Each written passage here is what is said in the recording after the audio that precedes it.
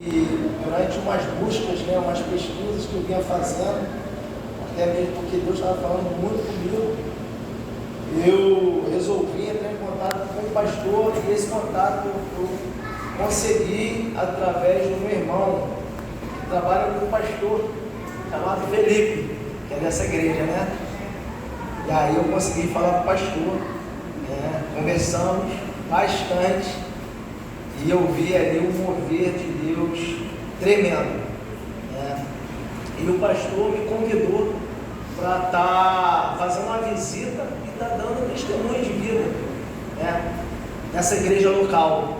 E como servo do Senhor, que nós somos, a gente deve ser destemido, devemos ser intrépidos, devemos agir com bravura e com coragem. Não podemos abandonar a missão que nos foi dada, pastor? Então eu estou aqui com a oportunidade para falar um pouco da minha vida, mas antes eu queria estar refletindo aqui no livro de Lamentações de Jeremias. Já passei aqui.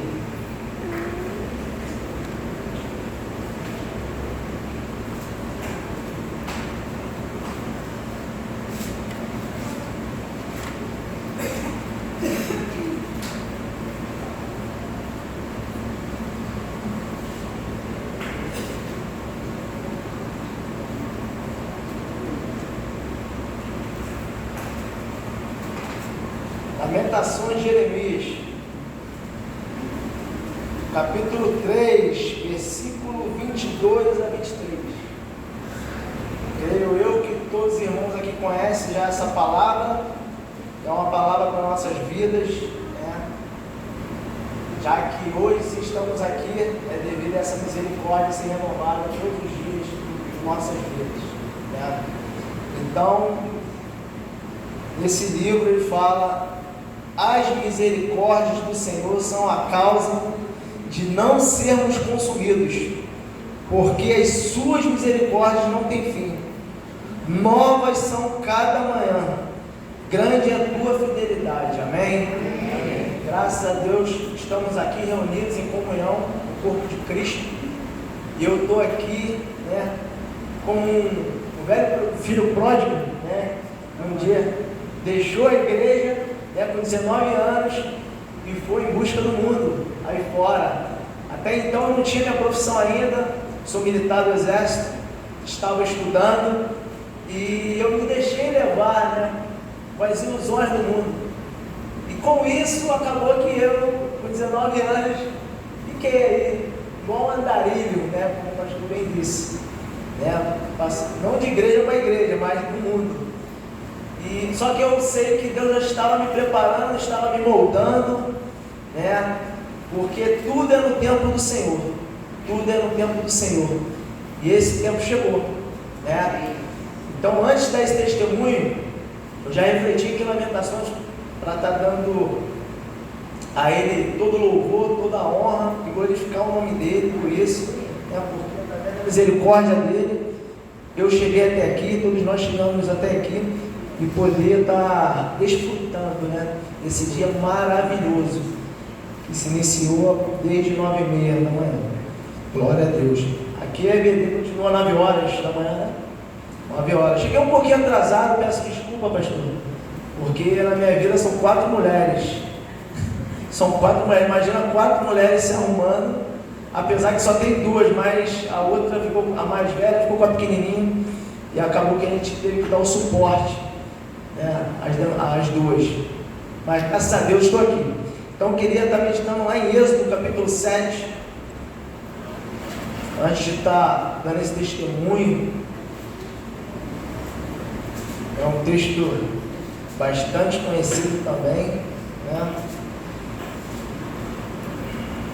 e que me remete a refletir sobre o que eu passei, sobre o que eu vivi, e sobre as ilusões desse mundo, embora seja tudo muito sólido, muito físico, mas isso aqui é tudo ilusório, isso aqui tudo vai passar. Aleluia.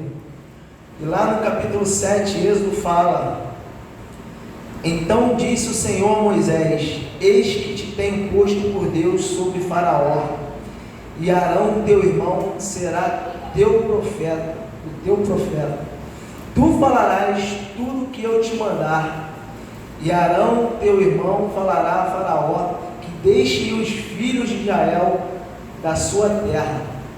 Eu, porém, endurecerei o coração de Faraó e multiplicarei na terra do Egito os meus sinais e as minhas maravilhas. Faraó, porém, não os ouvirá, e eu porei a mão sobre o Egito. Preste bem atenção nesse versículo. Versículo de número 4. Faraó, porém, não vos ouvirá, e eu porei a mão sobre o Egito, e tirarei os meus exércitos, o meu povo, os filhos de Israel, da terra do Egito, com grandes juízos. Então os egípcios saberão que eu sou o Senhor, quando estender a mão sobre o Egito, e tirar os filhos de Israel do meio deles.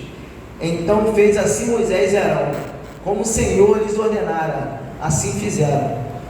E Moisés era da idade de 80 anos, e Arão da idade de 83 anos, quando falaram a Faraó.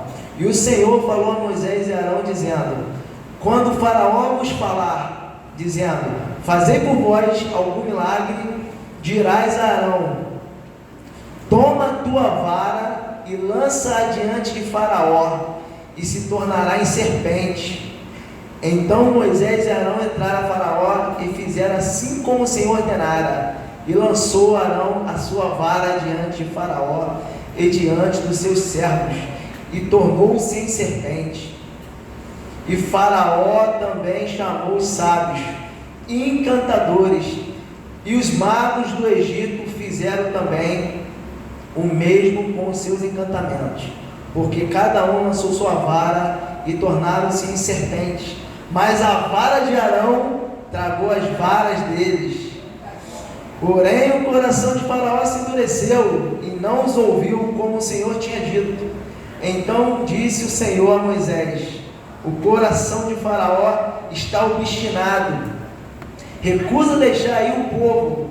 Vai pela manhã, Faraó, eis que ele sairá às águas, põe-te em frente dele na praia do rio, e tomarás em tua mão a vara que se tornou em cobra. E lhe dirás: o Senhor Deus dos Hebreus me tem enviado a ti, dizendo: deixa aí o meu povo, para que me sirva no deserto. Porém, eis que até agora não tens ouvido. Medita nesse versículo, versículo de número 16. 17. Assim diz o Senhor: nisto saberás que eu sou o Senhor. Eis que eu, com esta vara que venho em minha mão, ferirei as águas que estão no rio, e tornar-se-ão em sangue, e os peixes que estão no rio morrerão, e o rio cheirará mal, e os egípcios nasar-se-ão, bebendo a água do rio. Disse mais o Senhor a Moisés: diz a Arão: toma a tua vara e estende a mão sobre as águas do Egito, sobre as suas correntes, sobre os seus rios, sobre os seus tanques e sobre todo o ajuntamento das suas águas, para que se torne em sangue, e haja sangue em toda a terra do Egito, assim nos vasos de madeira como nos de pedra. E Moisés e Arão fizeram assim, como o Senhor tinha mandado, e levantou a vara e feriu as águas que estavam no rio, diante dos olhos de Faraó e diante dos olhos de seus servos. E todas as águas do rio se tornaram em sangue, e os peixes que estavam no rio morreram, e o rio fedeu, e os egípcios não podiam beber a água do rio, e houve sangue por toda a terra do Egito. Porém, os magos do Egito também fizeram o mesmo com os seus encantamentos, de maneira que o coração de Faraó se endureceu, e não os ouviu como o Senhor tinha dito. E virou-se Faraó e foi para a sua casa, nem ainda nisto pôs seu coração. E todos os egípcios cavaram poços junto ao rio para beberem água, porquanto não podia beber das águas do rio. Assim se cumpriram 7 dias depois que o Senhor ferira o rio. Amados, talvez vocês devam estar se perguntando o porquê eu meditei nessa palavra, mas lá na frente vocês vão entender, porque eu sei que todos aqui estão em espírito, o espírito de verdade. O espírito da verdade está sobre o espírito da mentira. O espírito da verdade, ela pisa no espírito da mentira, ela engole. Nesse momento aqui, Faraó, ele olhou para a vara dos encantadores, para a vara dos magos, dos feiticeiros. Ele olhou para a ilusão, ele não olhou para a verdade, ele não olhou para a vara de Arão, a vara do espírito da verdade. Não foi à toa que essa vara se transformou em serpente e devorou todas elas. Por quê? Porque o espírito da verdade consumiu o espírito da mentira. E por conta disso, por conta da mentira, por conta da ilusão, eu me deparei com Faraó. No dia que eu me afastei, no dia que eu fui buscar coisas no mundo, coisas que poderiam estar, talvez, naquele primeiro plano, o primeiro projeto que eu tinha lançado sobre a minha vida. Eu talvez ali deixei me levar pela ilusão, talvez não, tenho certeza, me deixei levar pela ilusão, e a ilusão me tornou como Faraó naquele dia. Então, assim como Faraó, eu me tornei, e creio que todos aqui, eu acho que já foram Faraó, e a gente vive processo, como bem disse o pastor, processo é diário, o processo ele é diário. E aqui o tema da igreja, falando sobre o ano do renovo, o ano da transformação. Todo ano é renovado, só muda o calendário, mas nós como igreja devemos ter a verdadeira transformação, a verdadeira metanoia, a verdadeira busca. A gente tem que buscar no Espírito Santo o confronto, porque só o confronto do Espírito Santo, só através do confronto conseguimos alcançar a transformação. Aleluia. Então eu, através desse espírito da mentira de Faraó, que ele olhou para essa serpente dos magos e não olhou para a serpente de Arão, para a serpente de Arão, ele se deixou levar e foi, e seu coração foi endurecido. Sabemos que Deus já tinha planejado isso já era um plano de Deus, mas pense comigo, se Faraó tivesse naquele momento com seu coração aberto, com seus olhos espirituais abertos, talvez ele enxergaria ali a presença do Senhor, mas ele, em um momento, ele deixou seu coração aberto para o Senhor, e ali ele olhou para a mentira, assim como todos nós que desviamos, todos nós que saímos das nossas igrejas locais fazemos. E graças a Deus, hoje eu tenho esse entendimento, eu tenho esse conhecimento, através do discernimento do Espírito Santo, para a minha vida, para a minha família, e trago para todos aqui da igreja, para estar fazendo a mesma coisa, porque todos nós aqui vivemos um pouco de Faraó em nossas vidas, vivemos. Felizmente é triste falar isso, mas vivemos, porque somos pecadores, e por conta dos corações endurecidos, acaba que a gente olha para a ilusão, muitas das vezes, o que nos afasta da presença do Senhor, como bem disse o pastor aqui, E aqui eu falei para meditar aqui no versículo de número 4, Faraó, porém, não vos ouvirá, e eu porei a mão sobre o Egito, e tirarei os meus exércitos, e o meu povo, os filhos de Israel, da terra do Egito, com grandes juízos. E isso aí se consolidou lá em Êxodo. Se a gente for prosseguindo, se consolidou em Êxodo de número 14, capítulo 14, ele tira todo o povo hebreu, através do Mar Vermelho, aquele monte lá, Piaiote, Bom, só lendo aqui, ele vê lá o povo preso naquele deserto, e aí o coração de Faraó se torna mais endurecido e através dali ele volta a refletir por que eu deixei esse povo sair. E vai lá, vai atrás, vai em busca daquele povo para trazer de volta para ser seus serviçais, né? Trabalhar como seus escravos, pegar como seus escravos cativos. Só que Deus já estava apontando aqui, no versículo de número 4, a libertação de todo o seu exército, de todo o seu povo. E ele consolidou isso lá em Êxodo, de número 14, capítulo 14. E com isso, o que eu quero dizer?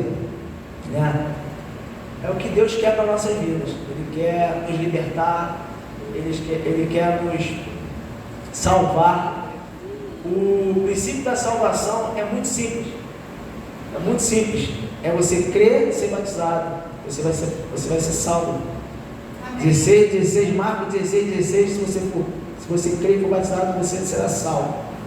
Mas devemos pregar agora sobre o reino de Deus para a igreja. A igreja não precisa mais ouvir sobre a salvação.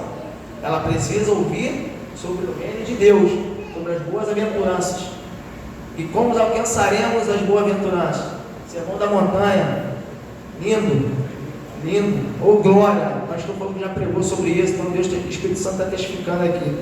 Então vamos lá no versículo 16, onde eu falei para gravar, né? E lhe dirás: o Senhor Deus dos Hebreus me tem enviado a ti, dizendo: deixa aí o meu povo para que me sirva no deserto. Porém eis que até agora não tens ouvido. Então eu peguei aqui uma passagem, trouxe para mim, eu compartilhei com minha esposa, achei muito interessante. E dentro disso eu até printei aqui, e nela fala: deixa aí o povo para que me sirva no deserto. Deserto é o que para o crente? É um oásis. E é a verdade. Se você for lá no dicionário, você vai ver. Se você for lá no dicionário, você vai ver que o que é oásis? Oásis é um substantivo masculino de 2 números. Pequena região fértil em pleno deserto, graças à presença de água. Mas no sentido figurado, que é o que nós vamos analisar. Coisa, local ou situação que em um meio hostil ou numa sequência de situações desagradáveis proporciona prazer. Então no deserto a gente tinha prazer, Deus tinha prazer em nós, a gente servia ao Senhor. Aqueles que eram realmente ali com Moisés, estavam com o Senhor, tinha prazer em estar no deserto, porque era um oásis. Então, meus amados, o que isso tem a ver com o meu testemunho? Testemunho, já falei tudo aqui. Eu fui para o mundo, hoje eu voltei com um filho pródigo. Deus me deu tudo de volta. Deu uma família linda, uma esposa linda, umas 3 filhas lindas, uma estrutura familiar sólida. Minhas filhas estudando. Eu estou com a de 15 anos já pronta ali para o caminho, ali para os estudos, já no ministério, já sendo direcionado para o ministério apacentar. E eu louvo a Deus por tudo isso. Eu louvo a Deus pela minha vida. Eu louvo a Deus pela vida do pastor, esse pastorzão aqui que me apacentou. Durante 1 ano, né, pastor? Ficamos pouco tempo, mas Deus sabe todas as coisas. Não bastou só a mim, mas apacentou praticamente a minha família toda. Eu creio que Leandro vai vir. Leandro vai vir em nome de Jesus. E eu também louvo a Deus pela família do pastor, a diaconisa Sandra, por todos os membros dessa igreja local, tá? Porque essa igreja aqui é bênção. A gente está vendo aqui cadeiras vazias, mas isso não quer dizer nada. Muito pelo contrário, Deus fez uma peneira. Deus está fazendo uma peneira para colocar pessoas aqui de verdade, que tem o Espírito da verdade, que é o Espírito Santo. Deus está fazendo um renovo aqui, está repaginando tudo isso. Aleluia, glória a Deus. Então eu agradeço a oportunidade, tá? E glorifico o nome do Senhor por essa oportunidade. Glorifico. O pastor estava falando sobre o sermão da montanha. Pastor, se me permite, só para concluir, só para complementar aqui o que o senhor estava falando lá em Mateus capítulo 5, só concluir. Eu adoraria. Adoraria. Rapidinho, porque eu vou terminar, porque Deus me incomodou. Desculpa, pastor, mas me incomodou. Eu sei que são perigosos. Ai.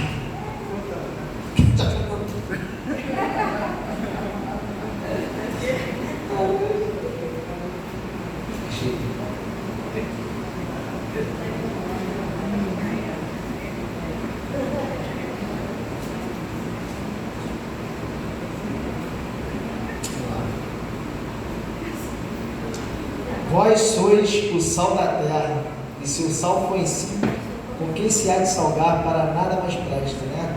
Senão para se lançar fora e ser pisado pelos homens.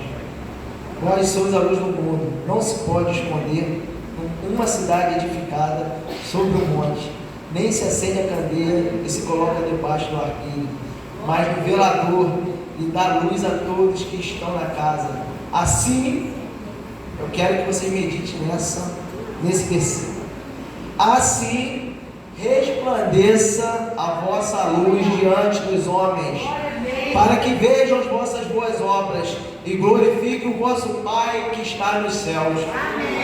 Através de testemunhos podemos pregar, mas só vamos fazer as pessoas enxergar através da prática, através da fala, através do testemunho. Agradeço a igreja pela oportunidade, agradeço ao pastor pela oportunidade.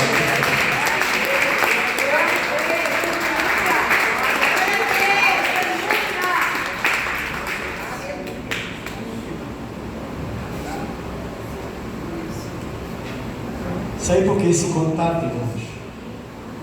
Esse contato faz parte da conversão dele. Como ele falou aqui, né? Ele estava lá na casa dele, precisou de um serviço do Leandro. E aí, conversando, ele pegou meu contato. E aí ele falou assim: pastor, eu estou precisando de uma coisa muito importante para a minha vida. Faz parte do meu currículo cristão. Aí ele disse assim: pastor, se eu puder ainda fazer meu certificado de batismo, se houver a data, o ano, então eu vou agradecer muito. Aí, como eu falei para vocês, eu guardo os arquivos, né? Aí eu achei a ficha dele. E é porque ele perdeu a ficha dele. Ele perdeu o certificado das andanças de viagem militar, né? Então, tá aqui, tá? O seu certificado. Rodrigo Figueiredo Jorge. Ele é irmão da Rosângela e de todos aqueles irmãos que passaram por aqui. Amém? Então tá ali. Como você pega a Rosângela? Olha só, irmão, foi batizado no dia 23 de outubro. Lembra o batismo que teve dia 2021? Foi no dia 23 de outubro de 2021. O dele foi dia 23 de outubro de 2003. 21 anos.